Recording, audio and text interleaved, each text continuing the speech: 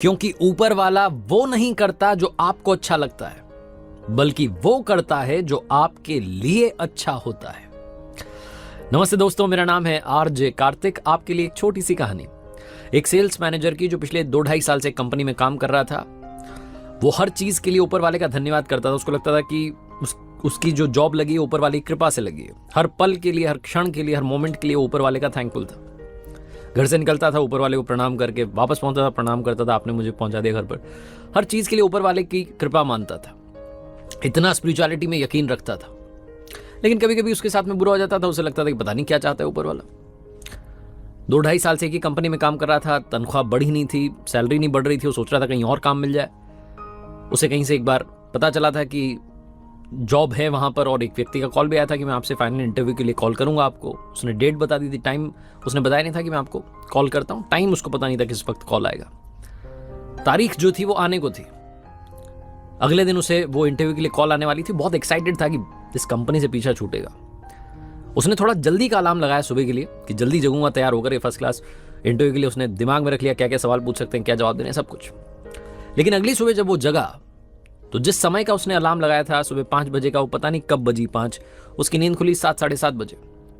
वो लेट हो रहा था। उसे गुस्सा आने लगा कि पता ही नहीं चला अलार्म कब बज गया। भागते दौड़ते उसने फटाफट से तैयारी की, नीचे पहुंचा बिल्डिंग के, बाइक स्टार्ट करने लगा। लेकिन बाइक स्टार्ट नहीं हो रही थी, खराब हो रही थी। बाइक खराब हो चुकी थी। गुस्से में बाइक को वहीं खड़ी करके स्टैंड पर निकल गया बाहर सड़क पर। ऑटो ढूंढने लगा। बड़ी मुश्किल से एक ऑटो मिला।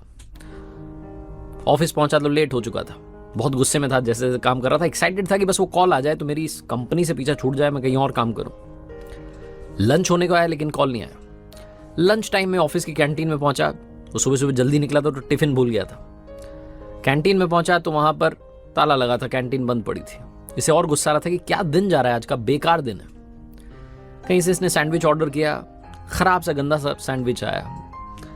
आधा सा खाया, फिर इसने फेंक दिया। ये सोच रहा था ऊपर वाला क्या कर रहा है, आज तो मुझे ढंग से खाने को भी नहीं मिल रहा है। शाम में तकरीबन 5:30-6 बजे इसके पास में कॉल आई, उसी जॉब के लिए जिसके लिए तलाश कर रहा था, बहुत दिनों से एक्साइटेड था। इंटरव्यूअर जो था वो इससे सवाल पूछने लगा, बात होने लगी। बीच में अचानक से फोन डिस्कनेक्ट हुआ। इसने अपना फोन देखा तो फोन डेड पड़ा था, बंद हो गया था। इसे बहुत गुस्सा आ रहा था कि फोन को भी अभी खराब होना था।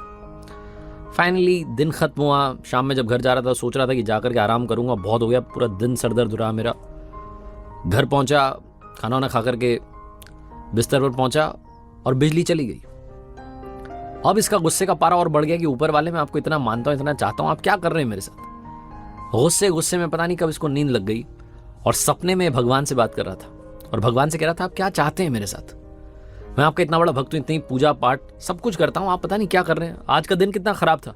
अलार्म नहीं बजा, बाइक खराब हो गई, ऑटो बड़ी मुश्किल से मिला, कैंटीन बंद हो गई, टिफिन नहीं लेके गया, सैंडविच गंदा था, कॉल आया तो फोन बंद हो गया, घर आकर के सोने लगा तो यहां पर बिजली चली गई। क्या चाहते हो आप। भगवान ने कहा जो आज हुआ वो सब मेरी मर्जी से हुआ।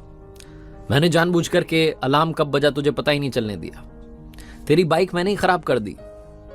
मैं चाहता था कि तू देरी से पहुंचे, क्योंकि अगर तू बाइक से जाता तो तेरा एक्सीडेंट हो जाता। आज तेरा एक्सीडेंट होना लिखा था। अच्छा हुआ कि कैंटीन बंद थी, क्योंकि उसका खाना खराब हो चुका था, तुझे बीमार कर देता बहुत ज्यादा।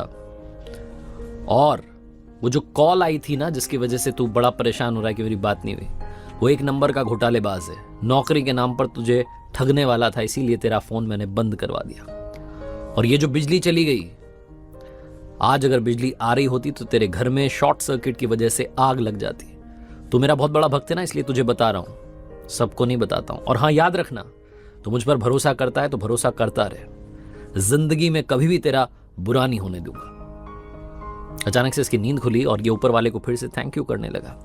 लाइफ में कई बार हमें लगता है कि हमारे